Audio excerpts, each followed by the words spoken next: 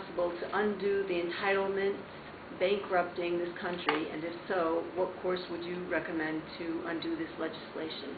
Well, and it's the only word I don't like there is undo, because we actually need to reform, right? I don't think we should do away with Social Security. I don't think we should do away with Medicare.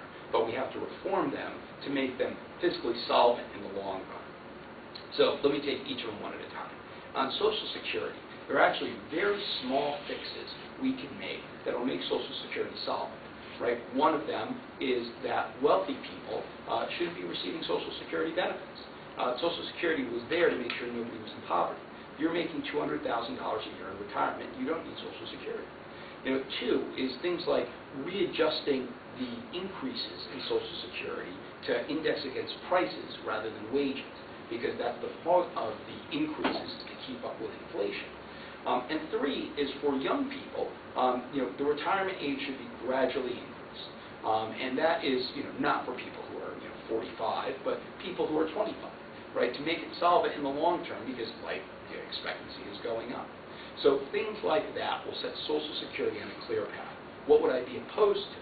I'd be opposed to raising taxes on Social Security. You could raise taxes tomorrow and Social Security will be fixed. Firmly opposed to that. On Medicare and Medicaid, it's all about lowering the cost of health care.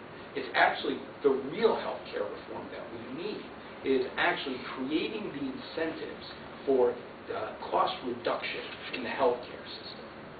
So things that are going to benefit health care in general, like interstate competition, like incentives for preventative medicine, like tort reform, are actually going to lower the cost of Medicaid and Medicare.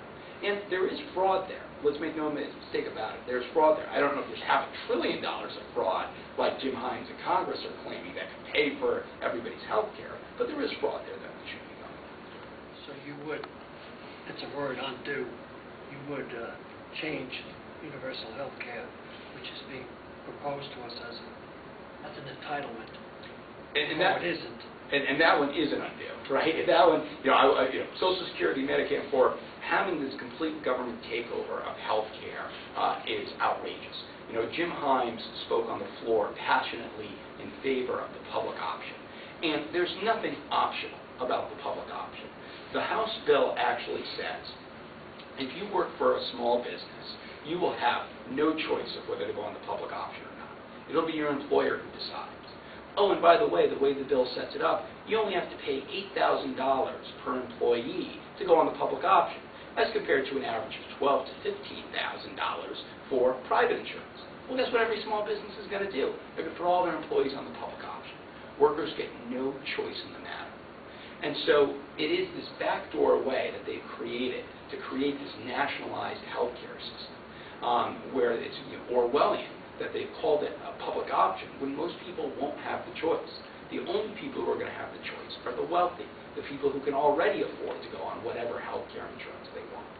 So what I believe we have to do is, if unfortunately they do pass something like that they've done this political trick where they don't enact it, or it doesn't start until 2013, which just happens to be after President Obama's next election, we will have time to reverse that and to actually put health care in place that does the things I talked about before: interstate competition, tort reform, preventative medicine, no-frills health insurance for the young, private health insurance for the young. Those types of things we can put in place to really reform health care, not have this government take over. You also do away with all the penalties we pay for the next 2 to 3 years before it goes into effect? I would love to see this whole thing scrapped and start again.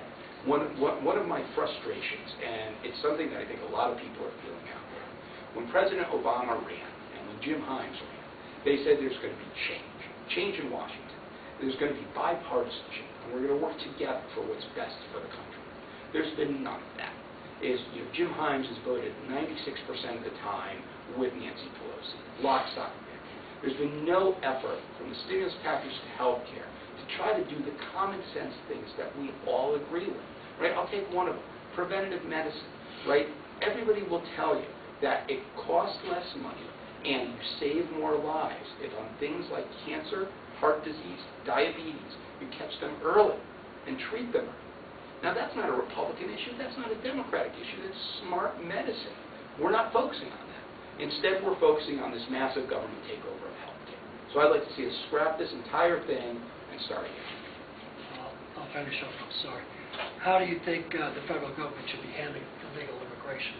You know, this is something that's actually near and dear to my heart because my mother-in-law and father-in-law are immigrants. They're from Argentina, and they came here legally.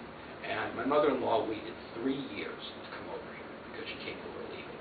And people who are coming here illegally in violation of the law, quite frankly, need to be sent home. Now, what we have to do at the same time is we need to reform immigration here. We need to expand legal immigration. We need to make it easier for people to come to this country because there are lots of people who want to come here and live the American dream. So what I'd like to see us do is expand the number of legal immigrants who can come to this country, but no amnesty for the people who have already broken the law. Go back, and once we make it easier, then reapply, and reapply legally. But we can do that, and we have to do both at the same time. You can't just say, hey, we're sending everybody home, too bad. You have to actually expand and make the path to legal immigration much, much easier. So you would open it up and not have it targeted into, say, fields of certain professional areas where they need people, where there aren't enough people in this country to I would fill the actually jobs? make it much more broader than that. I would say if you come to this country and you have a job within 3 months, you are on the path to stay here. If you come here and you go on welfare and you go on social services, you're going back in 3 months. But if somebody comes here and gets a job, that's the American dream. That's what all of our forefathers did. And so if you want to come here, if you want to work, if you want to be an American, welcome. And we should be welcoming that. But if you're going to come here and break the law and then sneak in and out of the country, not pay taxes in many instances, that is unacceptable. But I think we need to embrace immigrants. We're a country of immigrants, and we should continue.